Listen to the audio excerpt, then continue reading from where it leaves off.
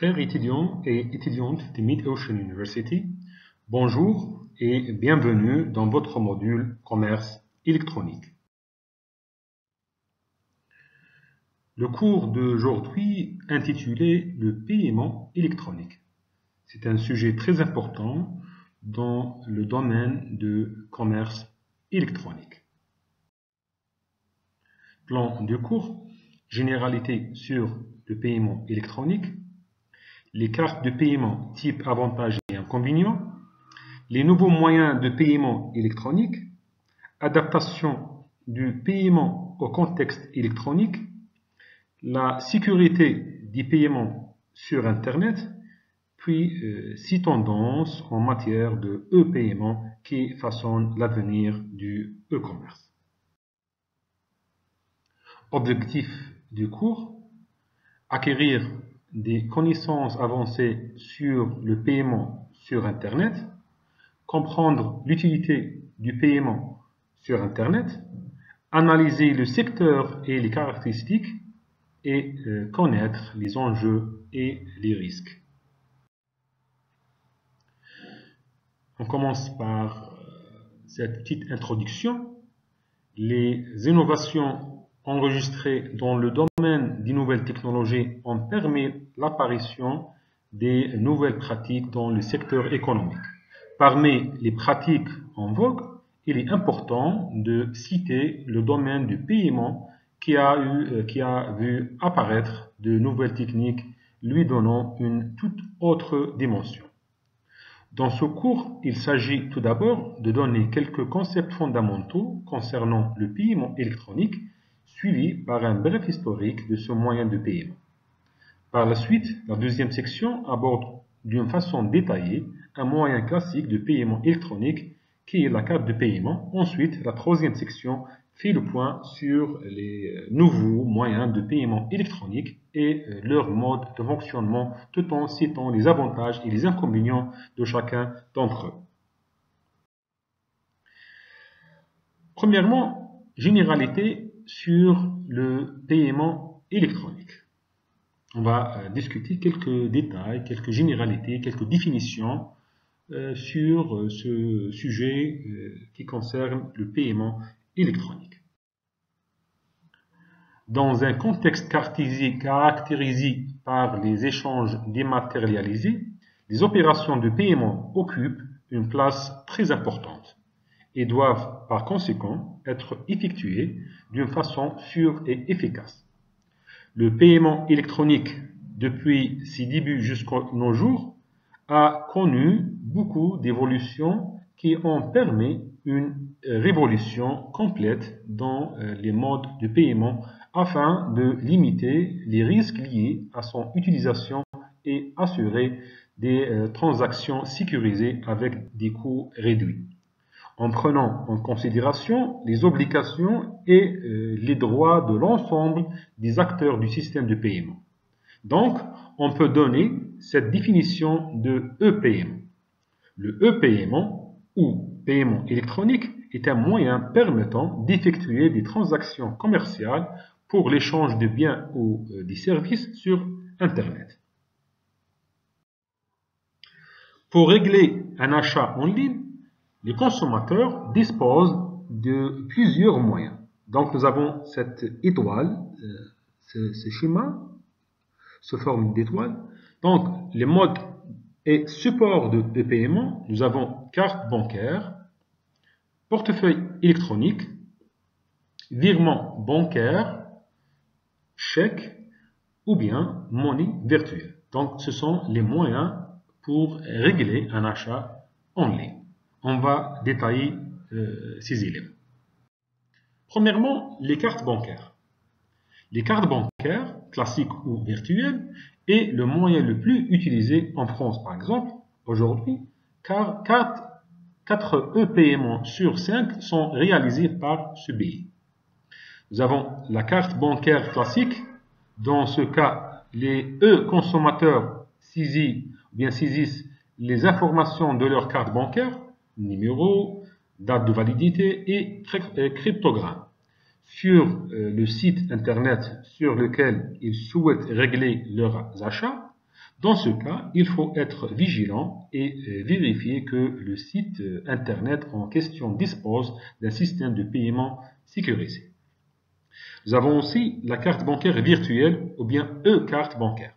Il s'agit d'un e-numéro de carte bancaire qui est délivré par contraire ou bien par certaines banques sur demande et qui permet aux e-consommateurs de payer bien en ligne sans utiliser leurs coordonnées bancaires habituelles. Nous avons aussi la e-carte bancaire temporaire. Fonctionne comme une carte bancaire virtuelle, hormis le fait qu'elle soit à usage unique. Deuxièmement, le deuxième élément, c'est les portefeuilles électroniques. Les portefeuilles électroniques, aussi appelés comptes virtuels, représentent le second mode de e-paiement le plus utilisé par les Français. Par exemple, c'est un exemple, juste un exemple, de nos jours. 27% des e-consommateurs déclarent l'utiliser. Les comptes virtuels sont ouverts uniquement pour réaliser des paiements en ligne. Par exemple, PayPal est un système qui permet, en créant un compte sur le site PayPal, de pouvoir payer en ligne uniquement avec son adresse email ou bien son numéro de téléphone portable. Pour effectuer un e-paiement via un compte virtuel, il n'est pas toujours nécessaire de verser de l'argent sur ce compte. Certains systèmes débitent des montants directement sur le compte bancaire classique de l'acheteur. Troisième élément, c'est moyen de régler les achats sur Internet, c'est les virements bancaires. Le règlement en ligne par virement bancaire concerne principalement les transactions entre professionnels, B2B, business to business. Quatrième moyen, c'est le chèque. Le chèque est très peu utilisé dans le cadre de e-paiement, mais il est encore proposé par certains e-commerçants par envoi postal. Ce mode de e-paiement s'adresse principalement aux personnes réticentes à l'idée de communiquer leurs informations de carte bancaire. Le taux d'utilisation de e-paiement par chèque est faible, mais dépend fortement du secteur d'activité et du type de clientèle. Cinquième moyen de régler les achats sur Internet, c'est la monnaie virtuelle. De nos jours, certains sites Internet marchands acceptent les règlements par monnaie virtuelle. Une monnaie virtuelle fonctionne de la même manière qu'une monnaie étrangère. Son cours de conversion évolue. La monnaie virtuelle la plus connue est le Bitcoin.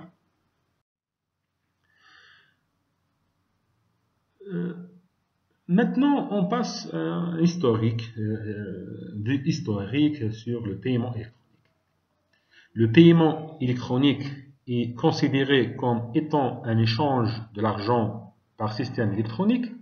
La transaction de e-paiement est la valeur monétaire qui est dématérialisée et qui sert à la compensation des biens et services échangés entre deux entités. Ces entités peuvent être des banques, des entreprises, des gouvernements ou des personnes. Dans une définition plus large, tout moyen de paiement dont les informations sont traitées électroniquement est de l'e-paiement. Il a comme rôle d'assurer la vente et achat des biens et services en ligne et à distance ainsi que l'instantanéité de ces transactions. C'était en 1987 que le protocole de signature électronique a été créé. Ce dernier offre un support pour les transactions en ligne. En 1990, la carte à puce a vu le jour, donnant lieu à ce qu'on appelle le porte-monnaie électronique, suivi 4 ans plus tard du DigiCash, qui est la première monnaie fiduciaire virtuelle. En 1998, le BillPoint, qui est un système de paiement basé sur les cartes de crédit, fut créé. Deuxièmement, les avantages et les inconvénients de e-paiement. Le e-paiement présente un certain nombre d'avantages, à savoir la rapidité, la sécurité et une administration réduite. L'un des avantages principaux de e-paiement est la rapidité. Le client finalise son achat d'une façon très rapide et en contrepartie, le vendeur reçoit généralement son argent d'une façon instantanée. La transaction se réalise en quelques minutes. Le client et le vendeur profitent ainsi d'une transaction de qualité. La sécurité est un point sensible concernant les transactions en ligne. Dans les débuts de e-paiement, de nombreux experts doutaient de la sécurité offerte pour une transaction sur Internet. Aujourd'hui, de nombreux dispositifs sont mis en place pour sécuriser et améliorer l'expérience de l'utilisateur sur les canaux de transaction en ligne. La solution 3D Secure offre par exemple un paiement simple, rapide et entièrement sécurisé pour les internautes, pouvant être complété par une procédure de validation de transaction à travers un code envoyé sur le téléphone de l'acheteur. La détention d'argent liquide expose les consommateurs à des risques de perte ou de vol, lesquels peuvent parfois être accompagnés d'actes de violence. Ce risque peut être réduit grâce aux instruments de paiement électronique. Les sommes payées n'étant pas physiquement présentes dans les points de vente, le paiement électronique permet également une simplification considérable de l'administration et de la comptabilité en diminuant de façon considérable le risque d'erreur. Les avantages du paiement électronique ne peuvent pas cependant cacher certains inconvénients qui lui sont associés. En l'occurrence, le coût relatif élevé, le risque de piratage, le blanchiment d'argent ainsi que les litiges avec la clientèle. Des moyens de e-paiement tels que les cartes de paiement appliquent un coût annuel pour la gestion de compte, ainsi que des coûts de transaction qui sont appliqués sur toute opération via ces moyens. L'utilisation de moyens de paiement électronique doit se faire avec une grande vigilance. Des techniques de piratage telles que le phishing peuvent être utilisées par les pirates. Cette dernière est utilisée par des fraudeurs pour obtenir des renseignements personnels dans le but de perpétrer une usurpation d'identité. Elle consiste à faire croire à la victime qu'elle s'adresse à un tiers de confiance, banque, administration, etc., afin de lui soutirer des renseignements personnels, mots de passe, numéro de carte de crédit, date de naissance, etc. Ce système de paiement sans frontières pourrait favoriser le blanchiment d'argent et l'utilisation des capitaux pour des fins criminelles, entre parenthèses criminelles, contrebande, etc. Des litiges avec la clientèle peuvent avoir lieu à cause de non-paiement des factures ainsi que de non-conformité des produits vendus à leur description et de non-recevabilité des produits achetés. Troisièmement, les critères de paiement électronique. Afin que le paiement électronique assure une bonne qualité des transactions, il doit respecter quelques critères qui sont acceptation. Le e-paiement doit s'appuyer sur une infrastructure largement acceptée. Anonymat d'identité, c'est-à-dire l'identité du client doit être protégée, mais aussi anonyme si ce dernier le désire. Sécurité, c'est-à-dire les paiements doivent être possibles sur un réseau ouvert tel que l'Internet tout en gardant la sécurité des transactions. Efficacité, les coûts de la transaction ne doivent pas être trop élevés. Et finalement, simplicité, c'est-à-dire les paiements devraient être aussi faciles à effectuer que dans le commerce hors Internet.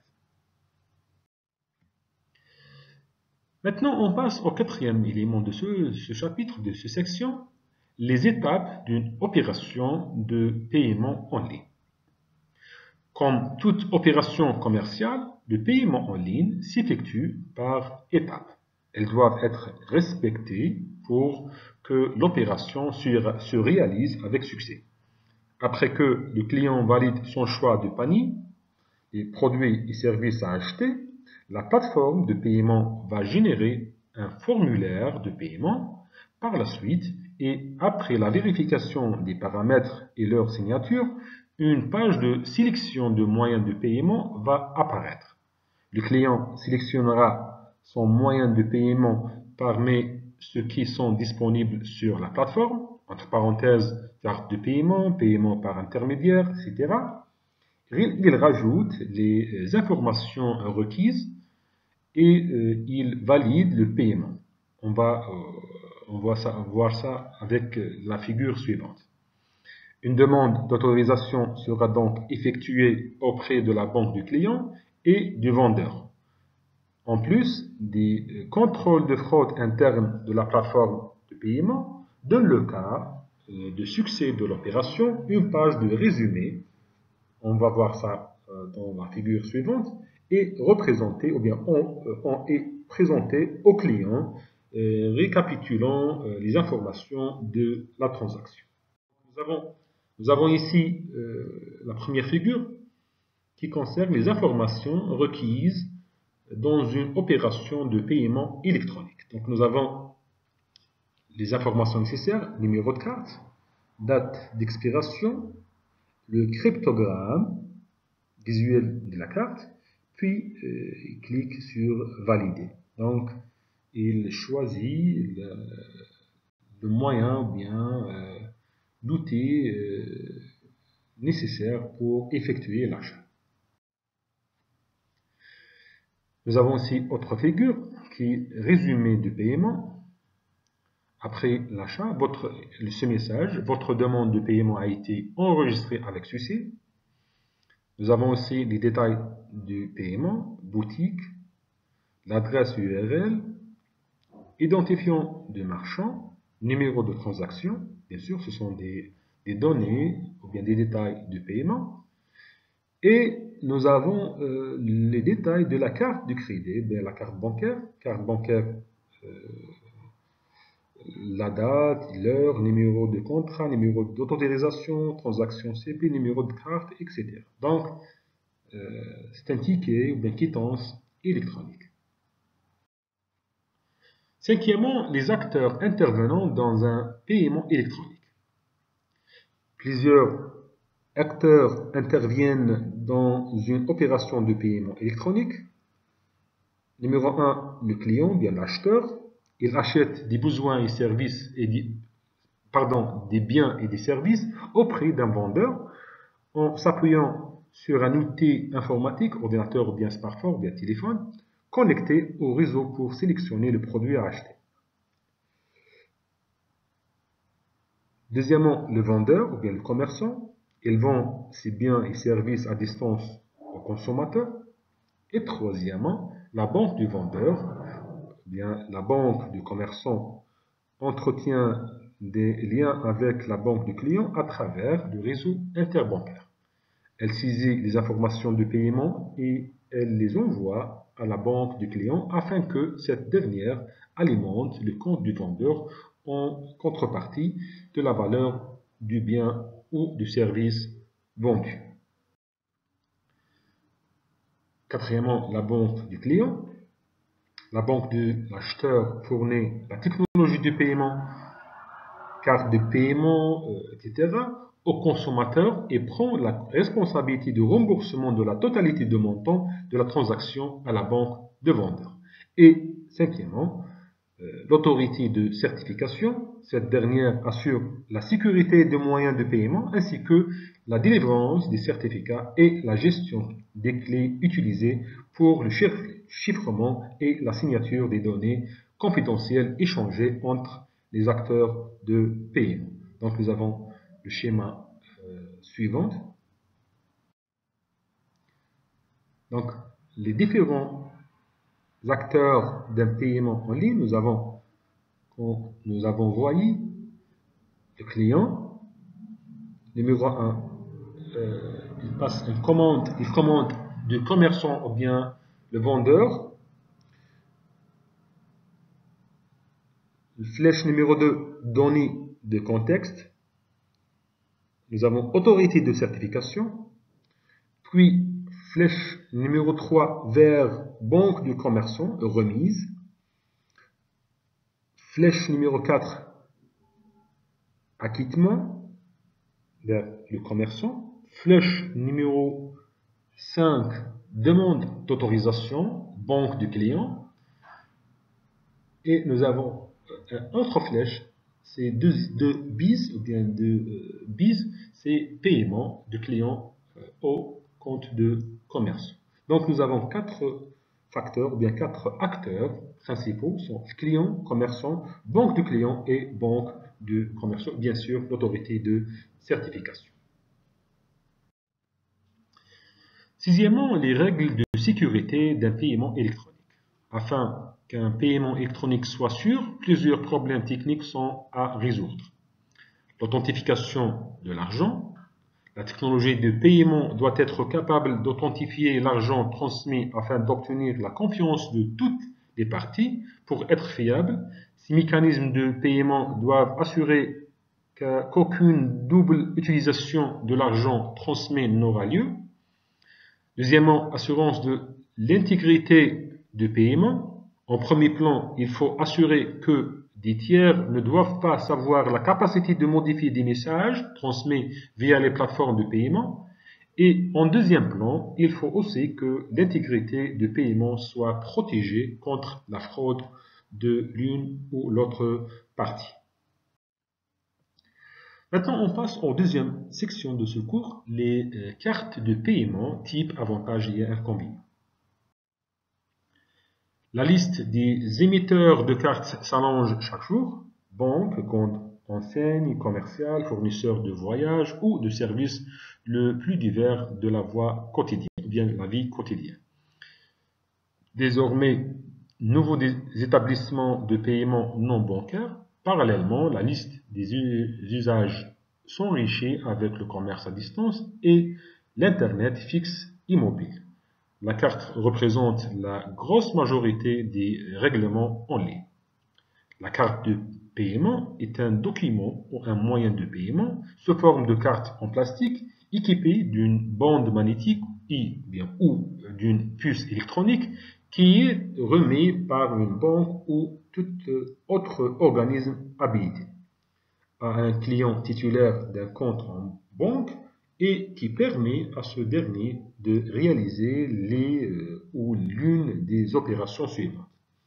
Le paiement d'achat ou de prestation de services auprès de fournisseurs possède un terminal de paiement susceptible de lire la carte, connectée ou non à sa banque ou dans un appareil de distribution automatique. Le retrait d'espèces du distributeur des billets, DAB, distributeur automatique des billets, ou guichet automatique des billets, GAP, le télépaiement Internet, etc. Maintenant, premièrement, nous avons les origines. À l'origine, un simple support en plastique de l'identification d'un client, la carte est devenue de nos jours un produit de la vie courante et en même temps un concept sophistiqué dont l'utilisateur est à même de cerner tous les contours. L'origine des cartes dites de paiement est essentielle américaine. Ça remonte au début du XXe siècle, 1920 exactement. La principale raison de la création de ces instruments aux États-Unis est la structure spécifique des réseaux bancaires de ce pays. En effet, les quelques 14 000 banques américaines n'ont le plus souvent qu'une vocation locale ou régionale. Ainsi, dans ce pays, le chèque tiré par un individu sur sa banque est difficilement accepté. C'est pourquoi, afin de permettre une meilleure acceptation des règlements en monnaie scripturale, les banques américaines se sont trouvées très vite devant l'obligation de créer des moyens offrant la garantie de paiement sur tout le territoire des États-Unis. C'est ainsi qu'apparuront aux États-Unis les cartes accréditives, les cartes de garantie de chèque, les cartes de crédit et les cartes de paiement, toutes celles-ci étant émises soit par le secteur bancaire, soit par les commerçants eux-mêmes. Deuxièmement, type de carte de paiement. Les cartes de paiement peuvent être classées selon deux critères, par catégorie et par réseau d'émission et d'acceptation. Premièrement, par catégorie. La législation internationale définit 4 grandes catégories de cartes de paiement dont la mention doit être portée sur chaque carte. Les cartes de débit, les cartes de crédit, les cartes d'affaires et les cartes prépayées. Nous avons en premier lieu les cartes de débit.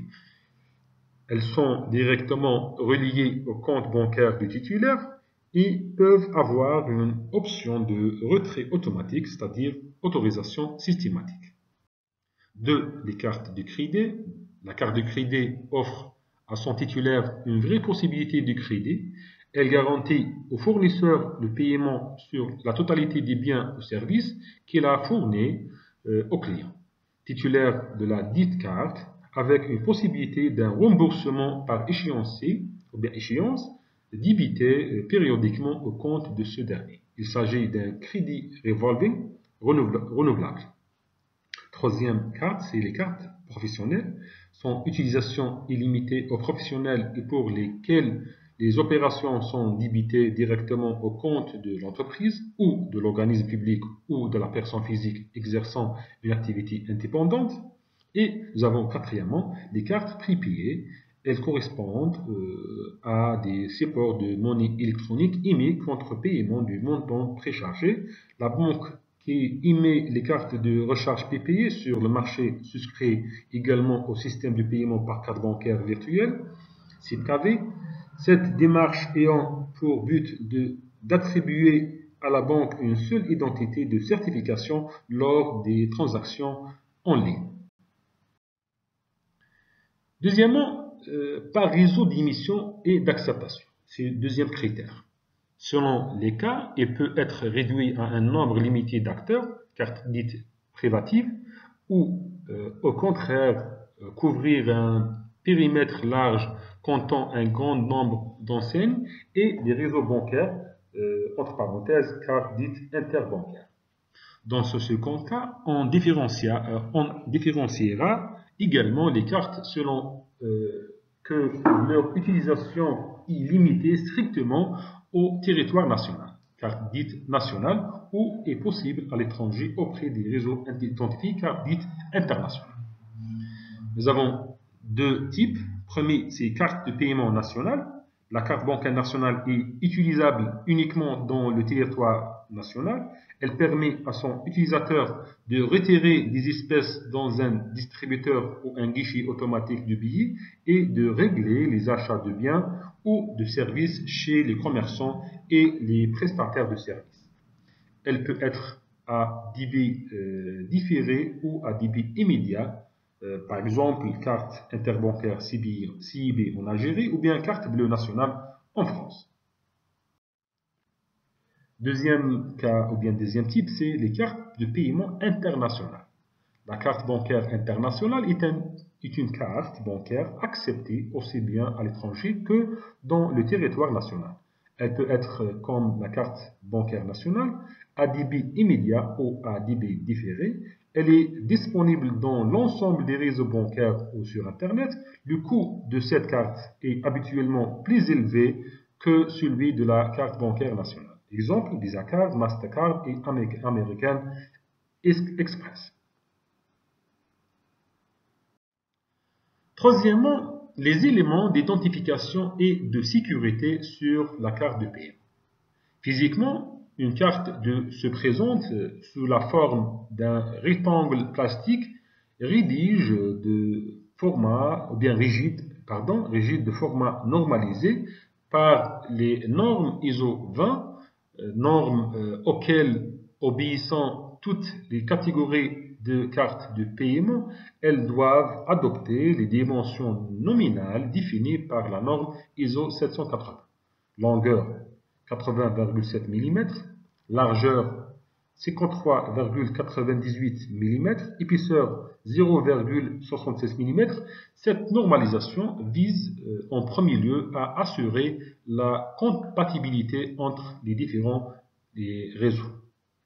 D'une façon générale, la carte contient les éléments suivants: numéro de la carte, embossé 16 à 19 chiffres liés au compte de porteur, la puce, l'élément qui sécurise les cartes de paiement, nom du titulaire, comporte le nom et le prénom du titulaire de la carte, date d'expiration de la carte, les cartes doivent être renouvelées à échéance, piste magnétique utilisée comme alternative dans le cas où la carte ne dispose pas de puce, cryptogramme visuel, un élément supplémentaire dans le paiement à distance, et signature. Le porteur de carte doit obligatoirement signer dans ce panneau. Donc, dans cette figure, on peut voir les principaux caractéristiques ou bien caractères de carte de paiement. Donc, c'est une carte à recto verso. Dans les rectos, nous avons numéro à droite, numéro de la carte, la puce, le nom du titulaire et date d'expiration. Au verso, nous avons une piste magnétique et au milieu, nous avons un cryptogramme visuel et à droite, une signature, ou bien la signature du porteur de ce carte. Quatrièmement, les étapes d'un paiement en ligne par carte. On peut résumer le paiement par carte en 6 étapes essentielles: la saisie des informations d'identification et d'authentification dans le cas d'un paiement en ligne, ainsi que le montant de l'opération, la demande de l'autorisation au centre de serveur de la banque du client. Une fois l'autorisation est acquise, l'opération se valide. La transaction s'enregistre. L'affichage ou la distribution de récapitulatif ou bien résumé de l'opération. Le schéma suivant illustre les différentes étapes d'un paiement en ligne via une carte. Donc nous avons ce schéma. À gauche, nous avons un client avec une banque du client, bien sûr. Le lien entre le client et le marchand, bien le commerçant, c'est l'Internet, un accès Internet. Et le lien entre le banque du client et le centre d'autorisation, c'est le réseau bancaire. Le marchand a une autorité de certification et un banque de marchand, et il y a un lien entre le banque du client et le banque du marchand.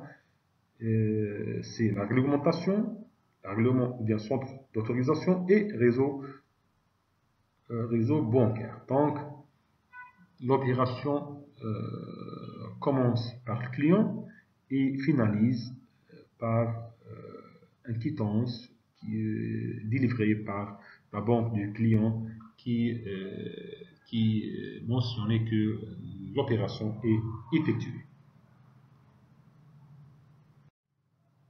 Cinquièmement, les avantages et les inconvénients des cartes de paiement. Plusieurs avantages sont à tirer de la carte de paiement: la rapidité des paiements et des retraits, la disponibilité de la liquidité à n'importe quel moment de la journée et dans tous les jours de semaine. L'utilisateur de carte de paiement n'a pas besoin de prendre de la monnaie sur soi, ce qui minimise beaucoup les risques de vol. La carte de paiement a un large réseau d'acceptation, le moyen de paiement le plus utilisé parmi les moyens de paiement, et à la fin, les risques de fraude, de détournement de fonds, ainsi que la production de fausses monnaies sont minimisés grâce à l'usage de la carte. Les inconvénients peuvent être classés en deux catégories principales. La première catégorie est les frais, des fois importants, qui concernent la gestion de comptes reliés à la carte, les frais sur les transactions et retraits.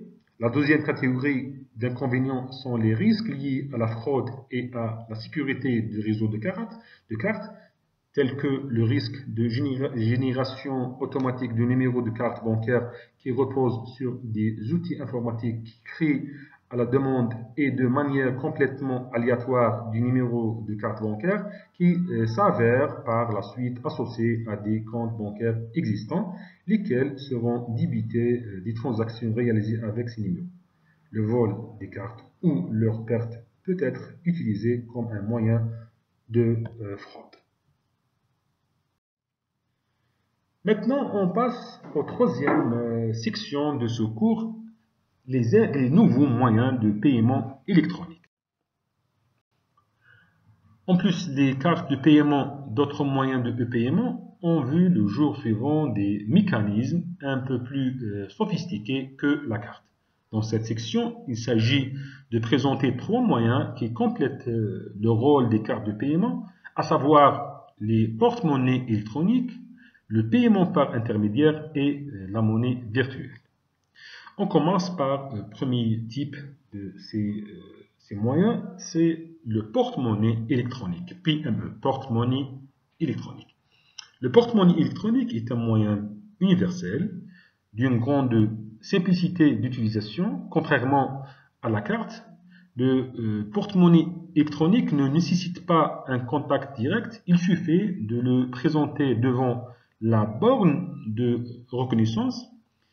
Il est un moyen de paiement plus sûr que la carte. Son utilisation ne nécessite pas de divulguer des informations de compte, ce qui rend la fraude quasiment impossible. Le porte-monnaie électronique est souvent utilisé dans les transactions en espèces et à petite monnaie. Le porte-monnaie électronique est une source de beaucoup d'avantages pour tous les intervenants. Pour les banques, cela leur permet de réduire les coûts de manipulation et de distribution de la monnaie et des chèques, diminue la pression sur les guichets et les distributeurs automatiques. Par ailleurs, les commerçants limitent les risques d'erreurs de calcul, la caisse, le vol et les retards liés à l'encaissement des chèques. Pour le consommateur, le paiement via le porte-monnaie électronique lui revient moins cher que le paiement en ligne.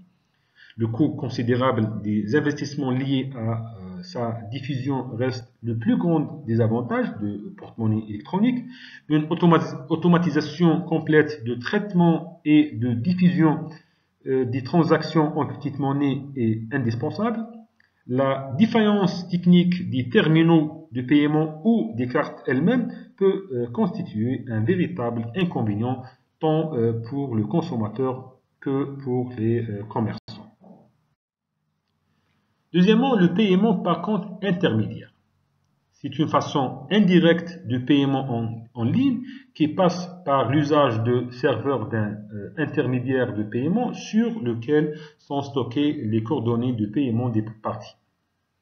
L'intermédiaire met à leur disposition des moyens techniques et cryptologiques. Une fois l'échange est fait, il va retransmettre les informations de transaction aux banques de l'acheteur et du vendeur. Seuls les identifiants et les données de transaction circulent sur le réseau en passant sur une plateforme équipée d'un firewall. Le plus grand avantage de paiement par compte intermédiaire est ce grande performance en termes de sécurité pour les deux parties, à savoir l'acheteur et le commerçant. Le client ne fait pas circuler ses numéros de carte au commerçant et ne risque pas de se faire piéger par des sites pirates. Le commerçant sait que son client est identifié par l'organisme bancaire. La carte ne peut pas venir d'un vol récent, pas encore enregistré dans les bases de données des banques. sans oublier sa grande souplesse d'utilisation. Cependant, ce moyen de paiement se caractérise par une mise en œuvre plus longue par rapport aux solutions traditionnelles, ainsi que les coûts de service. L'intermédiaire touche une somme en contrepartie des services offerts. Nous avons l'exemple de PayPal. Le PayPal est un exemple d'un intermédiaire de paiement. Le PayPal est aujourd'hui le leader de paiement par intermédiaire. Il compte plus de 100 millions de comptes dans 202 pays et régions. Il est accepté par les marchands partout dans le monde. Il contribue à la protection des informations concernant la carte bancaire grâce à son système de sécurité et la prévention contre la fraude. Lors de l'utilisation de PayPal, les informations financières ne sont jamais communiquées au marchand. Son utilisateur a la possibilité de récupérer son argent dépensé ou bien dépensé dans une transaction dans le cas où il ouvre un litige pour non-réception de livraison. Le vendeur doit donc avoir une preuve de livraison. Depuis 2010 et jusqu'au 2016, le PayPal est passé d'un chiffre d'affaires de 3,51 milliards de dollars et bien à 10,84 milliards de dollars. Troisième type, c'est la monnaie virtuelle. La monnaie virtuelle est une monnaie numérique stockée sur le disque dur du consommateur. Il s'agit en fait d'une suite numérique codée à usage unique. Cette solution de paiement anonyme permet des transactions de données non copiables et non utilisables isolément. Ce type de monnaie permet de transférer de l'argent sans faire appel à un intermédiaire. Elle utilise le principe de la cryptographie pour créer une base de données de transactions partagées et vérifiables publiquement afin de lutter contre la fraude.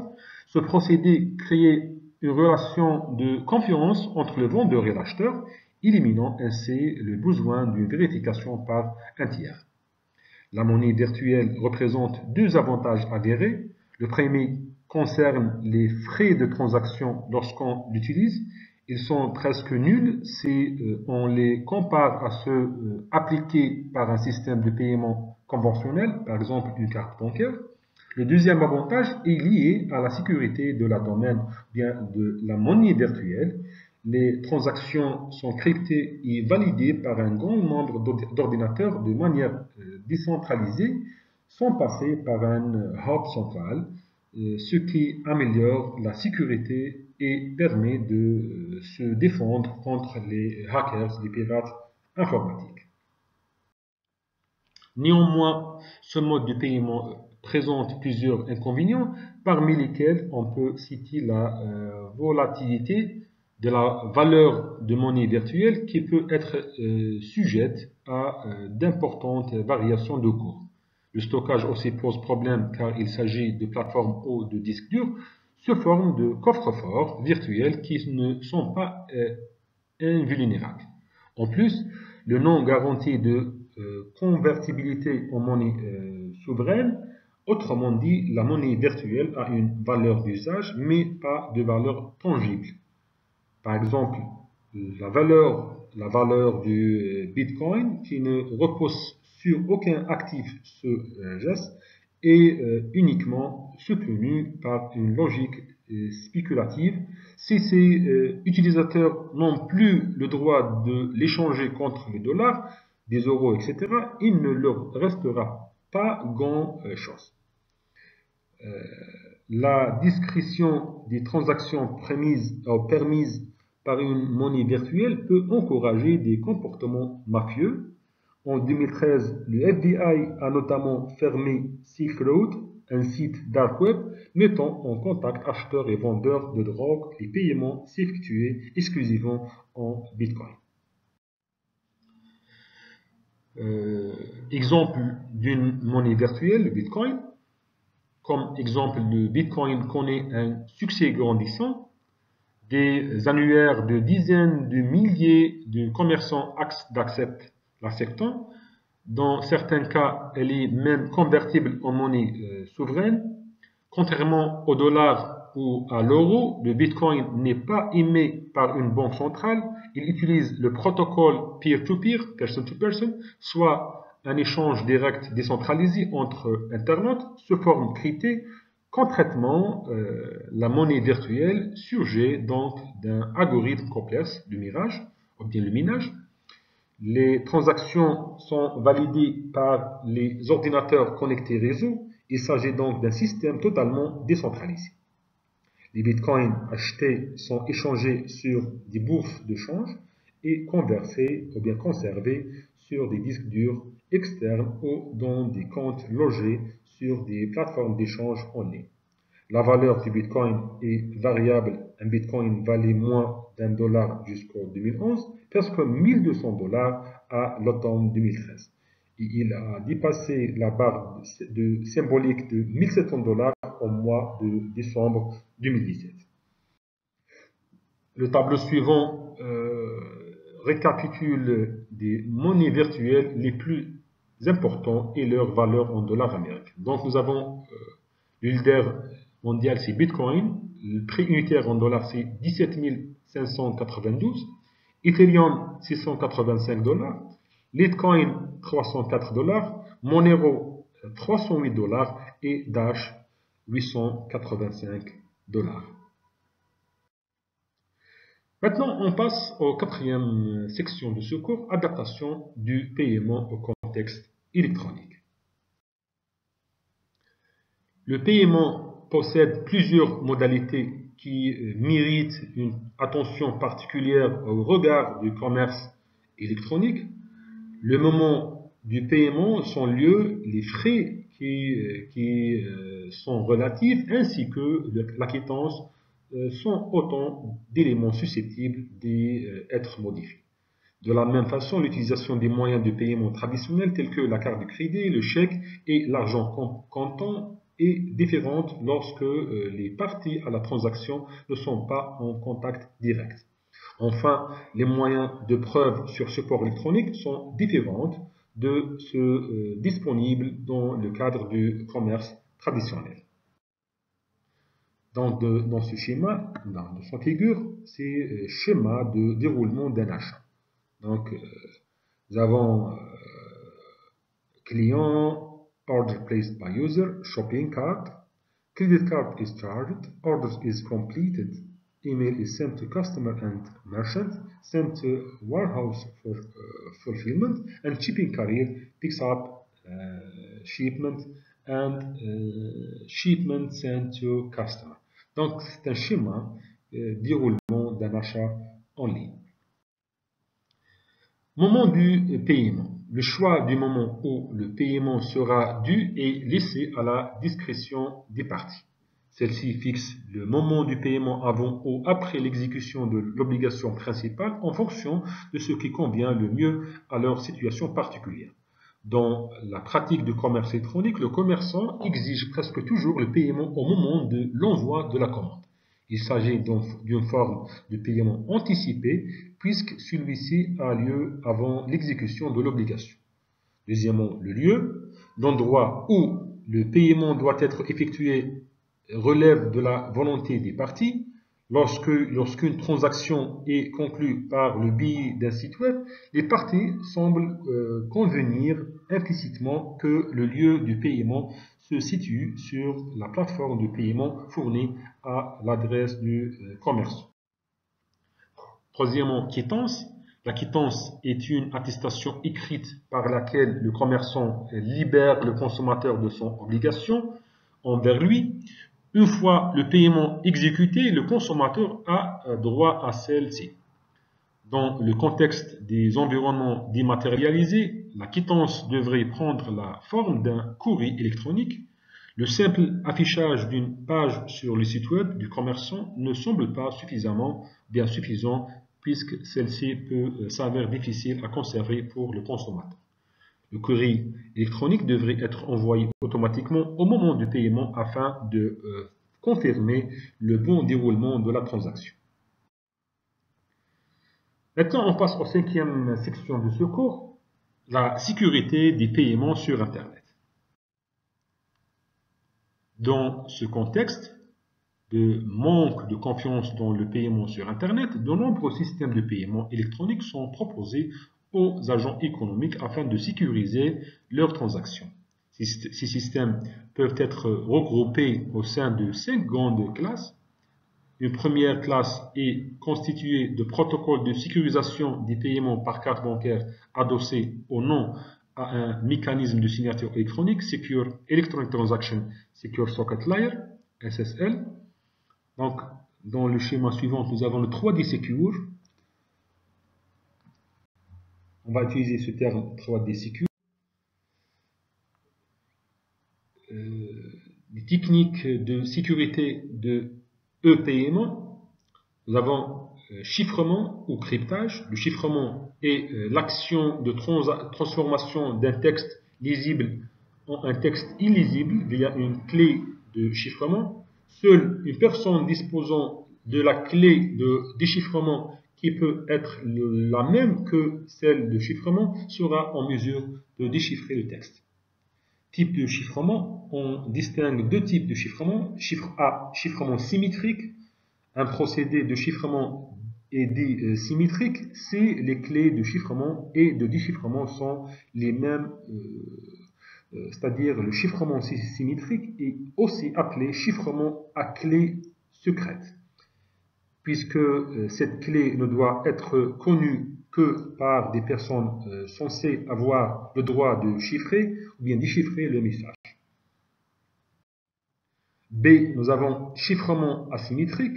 Le chiffrement asymétrique est aussi appelé chiffrement à clé publique. En effet, si une personne souhaite que ses correspondants lui envoient des messages chiffrés, elle devra alors générer deux clés. Un premier clé servant à chiffrer les messages qui devra être communiqué à ses correspondants pour que ceux-ci l'utilisent afin de chiffrer leurs messages. Une seconde clé servant quant à elle au déchiffrement et qui devra rester privée afin que seule la personne émettrice des clés puisse déchiffrer les messages. L'efficacité de la méthode. Un système de déchiffrement n'est jamais complètement inviolable. Il faut même partir du principe que, quel que soit l'algorithme employé, trouver une faille ou un moyen de déchiffrer des données protégées n'est qu'une question de temps. Selon la taille de la clé, qui se mesure en bytes, il existe un nombre fini de combinaisons qu'un pirate peut essayer pour tenter de déchiffrer le message. Et la robustesse du système est directement proportionnelle au temps nécessaire qu'il faudrait pour le craquer, donc à la taille de la clé. En résumé, pour qu'un message chiffré soit correctement protégé, il faut que le temps de craquage estimé soit supérieur à la pérennité du contenu du message protégé. Par exemple, si une information est censée rester secrète un mois et qu'elle est protégée par un système de chiffrement pouvant résister 5 ans, la sécurité de votre message est en théorie assurée.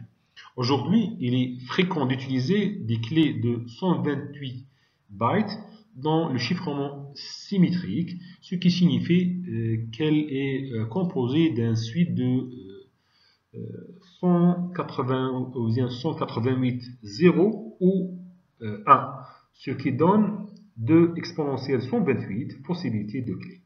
Concernant le chiffrement asymétrique, les clés publiques de 1024 bytes sont maintenant conseillées. L'opération de déchiffrement ne relevant pas du même procédé que le chiffrement symétrique, il faut dans ce cas utiliser des clés beaucoup plus importantes.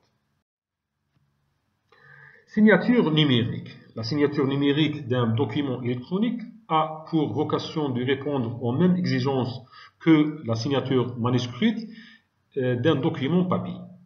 Permettre d'authentifier l'auteur d'un document, garantir qu'une fois signé, le document ne sera plus modifié, falsifié, donner une valeur juridique sous certaines conditions au document. sécurité de l'e-paiement en pratique, une signature numérique est nettement plus fiable qu'une signature manuscrite puisque cette technologie utilise la technique du chiffrement asymétrique. Vous signez numériquement un document à l'aide de votre clé privée et la lecture du document se fait par l'intermédiaire de la clé publique correspondante, en général transmise avec le document puisque, contrairement au chiffrement classique, le but n'est pas de rendre secret le contenu du message. Ces clés font partie de ce qu'on appelle un certificat d'authentification, voire paragraphe suivant. La valeur juridique du document n'est reconnue que si le certificat d'authentification a été fourni par un organisme certifié et agréé. Il existe des logiciels gratuits pour permettre de signer numériquement les documents, le plus connu étant PGP, mais ces documents n'auront donc pas de valeur légale.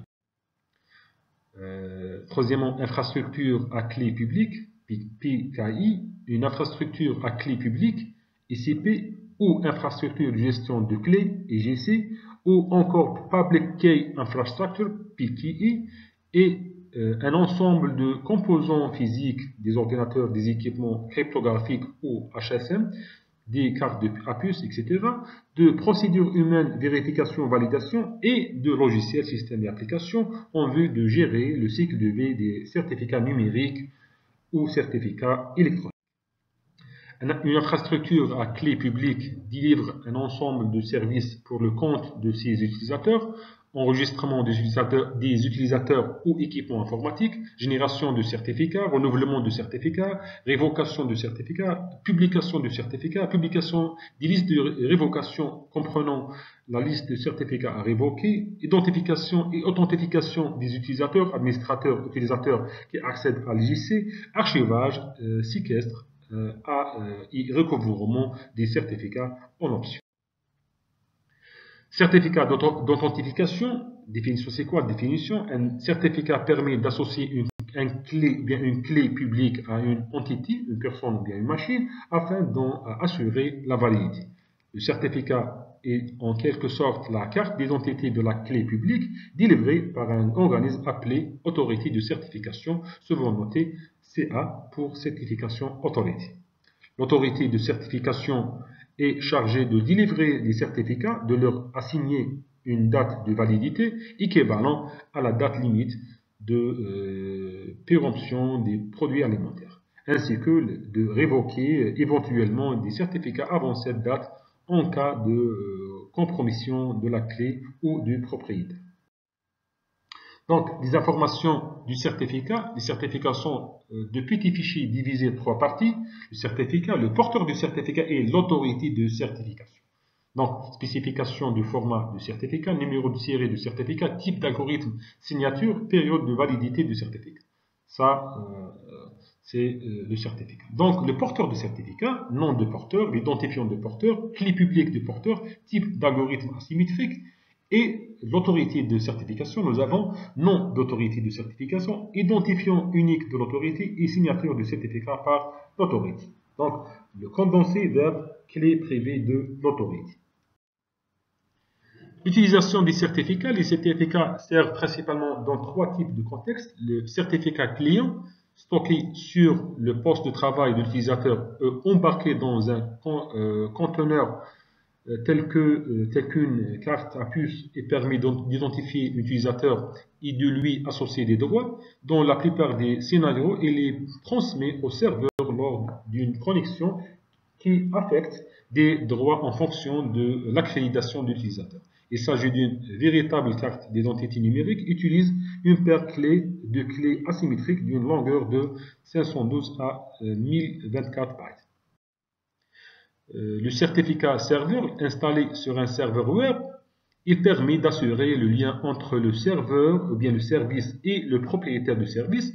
Dans le cas d'un site web, il permet de garantir que l'URL et en particulier le domaine de la page web appartiennent bien à telle ou telle entreprise. Par ailleurs, il permet de sécuriser les transactions en ligne avec les utilisateurs grâce au protocole SSL, voire le paragraphe SSL.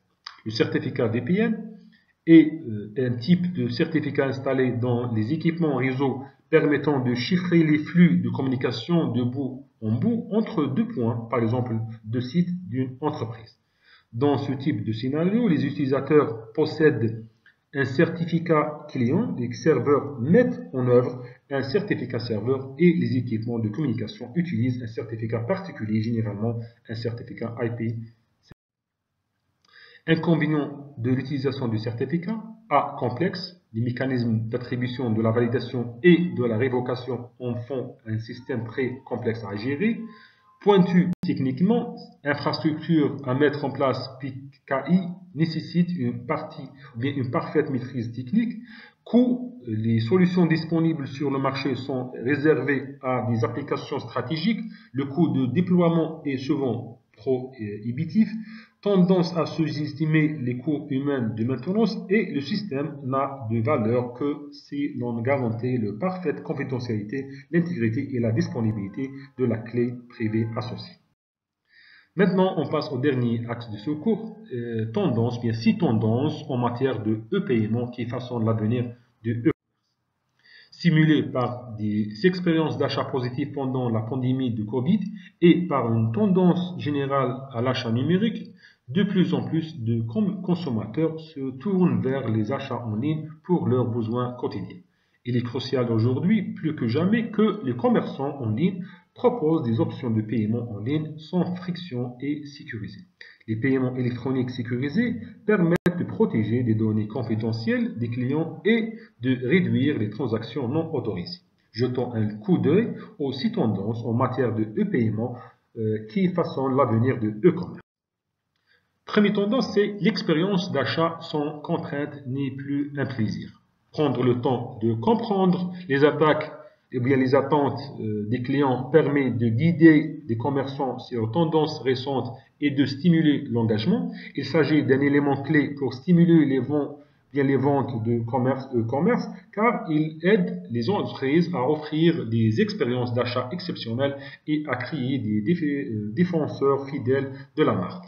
Selon le rapport 2020 de PayPal Borders Commerce, le PayPal, la rapidité de traitement et la sécurité des données sont des attentes fondamentales. En fait, environ un tiers, 31% des clients préfèrent une méthode de paiement sécurisée qui leur permet de faire des achats dans le monde entier.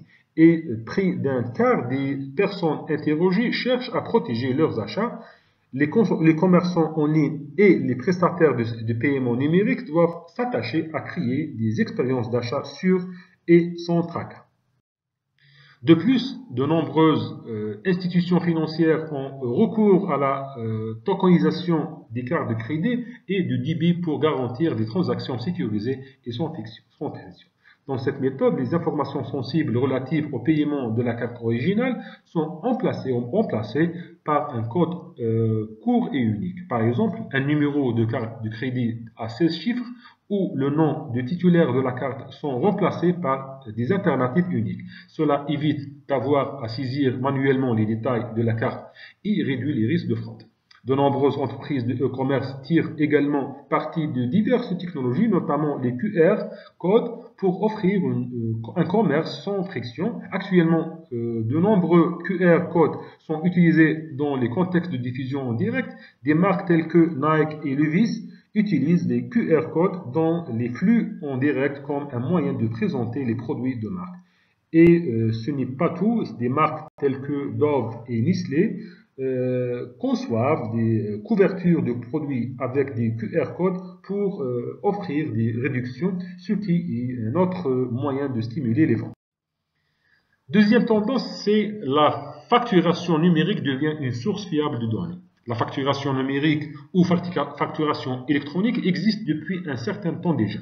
Cependant, de plus en plus de sociétés financières et de sociétés de commerce tirent parti des factures numériques pour mieux comprendre les consommateurs grâce à la masse de données qu'elles ont recueillies. L'utilisation de ces informations peut aider les entreprises à prévoir le comportement des clients et à mettre en œuvre des stratégies pour maximiser les ventes, qu'il s'agisse des modes de paiement préférés ou du temps de transaction. Les fournisseurs de services de paiement en ligne utilisent ces informations pour adapter de nouvelles fonctionnalités à leur application de paiement. Il n'est pas étonnant que les entreprises aient déployé des outils de gestion de relations clients pour analyser les informations essentielles. Troisième tendance, c'est l'achat immédiat et le paiement différé évolue avec les paiements en crypto-monnaie. La formule Buy Now, Pay Later, BNPL, acheter maintenant, payer plus tard, est devenue courante, en particulier chez les jeunes consommateurs qui recherchent une certaine souplesse de paiement pour leurs achats. Selon plusieurs rapports, l'installation mensuelle de l'application BNPL dont affirment Klarna, Afterpay et QuadPay a doublé. En fait, les transactions mondiales de BNPL devraient augmenter de plus de 450 milliards de dollars, 423 milliards d'euros entre 2021 et 2026, selon Statista. Avec la pluralité croissante du BNPL, les institutions financières se concentrent sur les projets de fusion crypto-BNPL. Par exemple, XRP Paynet a annoncé son intention de permettre aux clients d'acheter des produits et des services en crypto pour être remboursés en versement mensuel. De même, le principal acteur du secteur financier, Visa, tire parti de programmes de cartes en crypto qui connaissent un grand succès. La carte BNPL liée à la crypto permet aux clients d'accéder à des liquidités pour confiance leurs achats et faire face à leurs dépenses. La fusion de BNPL et de crypto va faire sortir des consommateurs des canaux traditionnels et des cartes liées à la crypto vont dominer le secteur à long terme. Ce dernier développement n'est que la partie immergée de l'iceberg des projets innovants basés sur la formule BNPL. Les applications cryptographiques dans le commerce permettront d'exploiter un marché plus vaste. Quatrième tendance, c'est les lois sur la confidentialité des données des clients sont plus strictes que jamais. La sécurité et la confidentialité sont des préoccupations majeures pour les consommateurs comme pour les entreprises. Les applications sont vastes et peuvent nuire à une entreprise et avoir un impact sur ses résultats. Une enquête de PCI-PAL a révélé que 41% des clients ne font plus confiance aux marques en raison de violations de la sécurité et par conséquent, ils ne veulent plus continuer à faire des affaires avec elles. Le gouvernement a introduit des lois, notamment la California Consumer Privacy Act, CCPA, le règlement général sur la protection des données GDPR et la loi générale de protocole de DDoS LGBT. Leur mise en application commencera bientôt en 2023. Les entreprises devront nécessairement se conformer à la réglementation sur la protection de la vie privée. Plusieurs autres lois sur la protection de la loi, bien sur la protection de la vie privée sont en préparation, que le gouvernement de diverses régions déploiera dans les mois à venir. Cinquième tendance, la vérification omnicanal des clients dans le cadre du développement du commerce mobile va relever la barre. L'essor du commerce mobile a commencé lorsque des canaux de médias sociaux tels que Instagram, Facebook et Pinterest ont introduit des boutons d'achat, ainsi que des options de paiement en un clic qui ont facilité les paiements en ligne. Actuellement, les fournisseurs de paiement en ligne se concentrent sur le développement de la vérification omnicanal des clients.